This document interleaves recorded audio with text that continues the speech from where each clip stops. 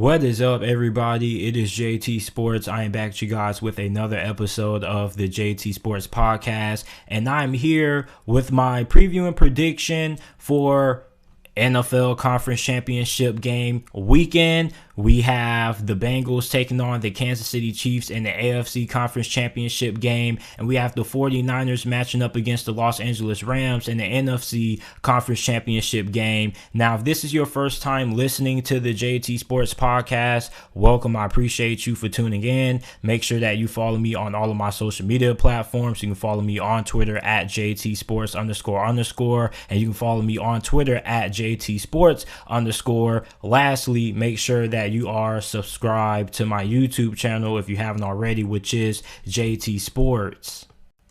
The Cincinnati Bengals are going to be taking on the Kansas City Chiefs in the AFC Conference Championship game. Let me repeat that once again. The Cincinnati Bengals are going to be taking on the Kansas City Chiefs in the AFC Conference Championship game, with the winner of this matchup advancing to the Super Bowl. And the reason why I repeated that was because it's very shocking at the fact that Cincinnati, pretty much out of nowhere, has played well enough to be in the position where they are one game away from making it to the Super Bowl. Now, I'm pretty sure 99% of you guys did not expect Cincinnati at the start of the year to be all the way in the AFC Conference Championship game. I'm pretty sure not even Bengals fans expected the Cincinnati Bengals to be in the situation that they're currently in right now. On top of that, Bengals fans have to be feeling really confident because you already defeated Kansas City once this season, which you defeated them week 16, 34-31 in a game that had a lot of high stakes. Cincinnati not only beat Kansas City, but they clinched a spot in the playoffs, and they also clinched the AFC North division. Now, a couple of weeks later, you match up with the Chiefs with the stakes even higher, this game being for a shot in the Super Bowl. And when you look at the Cincinnati Bengals, I mean, this is a explosive offense. This is one of the most explosive offenses that I've seen in a very long time. And let me give you a crazy stat. Cincinnati allowed 9 sacks in their win against the Tennessee Titans this past weekend. They allowed 9 sacks. Like, Joe Burrow got hit so much that in the second quarter, his undershirt, I believe on the left shoulder, was ripped. Like, you can tell how much punishment a quarterback has taken over the course of the game by just looking at how their sleeves look. Because if your quarterback's sleeves are ripped, that tells you everything you need to know about what's been going on with the protection in that game. And a lot of my friends kept asking me, JT, like, why are you so confident in Cincinnati to beat Tennessee? Because they don't have a good offensive line, and Tennessee has one of the better pass rushers in the NFL. So if the offensive line for Cincinnati isn't good, how do you still expect them to have success offensively? And I said, because even though they give up a lot of sacks and they lose a lot of yardage, they end up making it all back and then some. Like, I don't know how they do it. It's like there was a situation in this game when it was 2nd and long, after Joe Burrow got sacked on first down, and what does Cincinnati do? Or he hits his tight end. He picks up like 16 yards and is third and manageable again. Like, it's ridiculous how successful Cincinnati is at getting big chunk plays. And I was watching the game with my homeboys, and I was telling them right from the opening kickoff, I said, listen, Cincinnati is going to win this game because Tennessee's defense is not really all that great when it comes to limiting big plays in the passing game. And that's something that Cincinnati has taken advantage of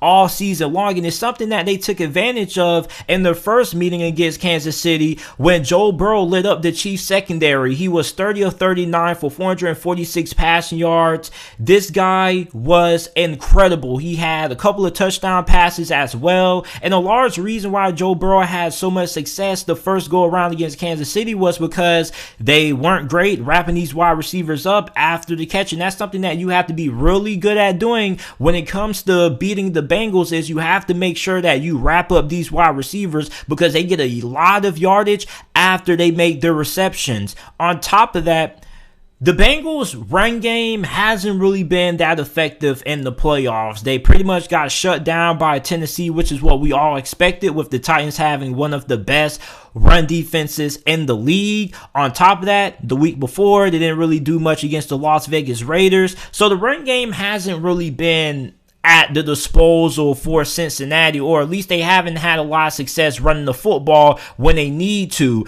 And that's something that Cincinnati hasn't really had biting them in the butt pretty much. Like, this is still a team that's going to run this game, throwing the football with Joe Burrow to those talented wide receivers. And I know there's going to be some people out there that are going to say, well, JT, Cincinnati isn't going to beat Kansas City if they can't stay balanced. Like, that's not true. When you look at the secondary of Kansas City, like, it's not really good. It's really shaky. Like, yeah, they have a couple of solid pieces there. We don't know what's going on with Tyrann Mathieu. We don't know if he's going to play in this game or not. But their secondary has been heavily inconsistent, which is why Cincinnati doesn't really need to be put in a situation where they have to have success running the football to win, because they've been having success in the playoffs with only throwing the football, because the run game hasn't really been there that much. Now, if you are a Chiefs fan, okay, your mindset going into this matchup is, JT, we're not going to lose to Cincinnati twice because we have too good of a coaching staff to do so,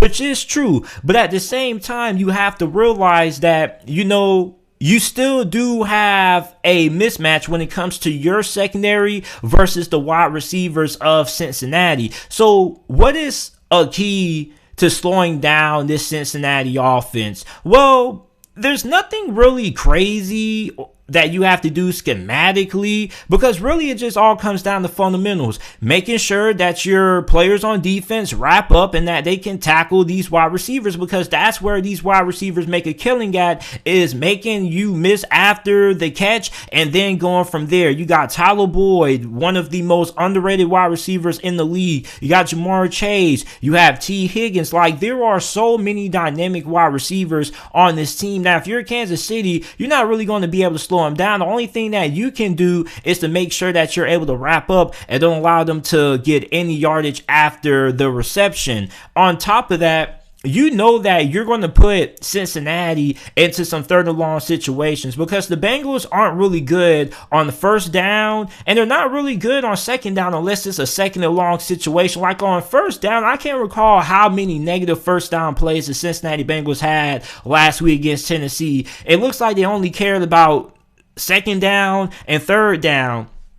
And you have to wonder if eventually Cincinnati's going to end up facing a defense that's going to be really good at not allowing those wide receivers to create after the catch. You have to wonder if Kansas City is going to play a little bit more aggressive in this game, because when you look at their defensive coordinator is pretty well respected amongst the league. So you have to wonder, what adjustments can he make to help out his corners? Because the pass rush is going to be there. Kansas City is pretty good when it comes to getting solid pressure on the quarterback. But at the same time, there's going to come times when the pressure may not hit home. And that's when Joe Burrow is going to connect on those long throws down the field. On top of that, you're not really all that confident in your defense's ability to get stops after what happened last week or this past weekend against the Buffalo Bills, because Josh Allen and company lit up that Chiefs defense. Like, if the Bills probably would have gotten the ball to start overtime, they probably would have been in this game and not Kansas City. So it was very fortunate that Kansas City was able to win the coin toss and get the possession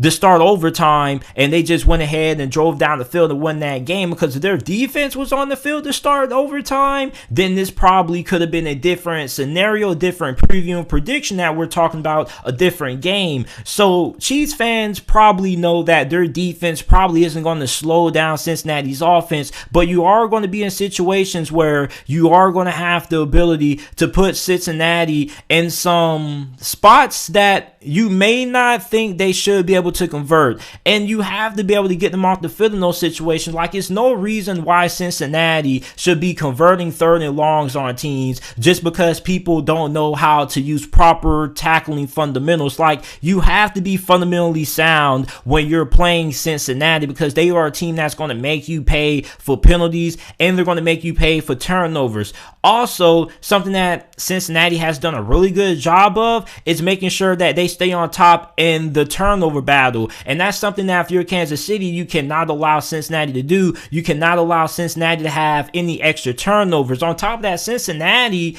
their defense is also really good when it comes to getting pressure on the quarterback. They have a lot of great pass rushers. They have plenty of depth when it comes to the pass rushing position. On top of that, their run defense is pretty good. A lot of people aren't going to talk about this, but they held Derrick Henry to only 66 rushing yards on the ground, and that was with him getting 20 carries. That's not easy to do. So you look at this run defense for Cincinnati, it's really good, but it's going to come down to, are you going to be able to slow down Patrick Mahomes and get him off the field in these 3rd down situations? And that's something that's always tricky when you're facing Kansas City, because yes, everybody may be covered. You think you may have the whole entire place shut down, and then Patrick Mahomes turns into Houdini and he turns something out of nothing. So if you're Cincinnati, you have to make sure that on 3rd downs that you're not allowing Patrick Mahomes to escape. You have to make sure that when the play is over, the play is over. How can you keep Patrick Mahomes in the pocket in those 3rd down situations and not allow him to kill you with your mobility? I don't really know an answer to that. That's why I'm glad that I'm not paid millions of dollars to design the game plans to slow down people like Patrick Mahomes, and that's why I get paid to talk about it. But the defensive coordinator for Cincinnati is going to have to find a way to get Patrick Mahomes off the field. And on top of that, you're going to have to probably make sure that you don't allow Tyreek Hill and Travis Kelce to really dictate the outcome of this game, because that's something that really concerns me with Cincinnati are these linebackers. Now, these linebackers have been really good in coverage. I believe Logan Wilson had an interception last week. Don't quote me on that. But you look at how good the linebackers have been in coverage for Cincinnati. Their linebackers, for the most part, have came up very big in very big moments when it comes to pass coverage, which is something that you don't really think about, because a lot of people harp on how bad they are when it comes to filling the gaps, and you know, they probably could be a lot better in that department. But these linebackers for Cincinnati have played very well during the playoffs, and they have showed up in very big moments, and they're going to be very critical if they're looking to try to slow down Travis Kelce. Then you have to worry about Tyreek Hill, and really Tyreek Hill, similar to the wide receivers of Cincinnati, is somebody who you don't want to allow get the ball in space, and you have to find a way to make sure that you don't allow him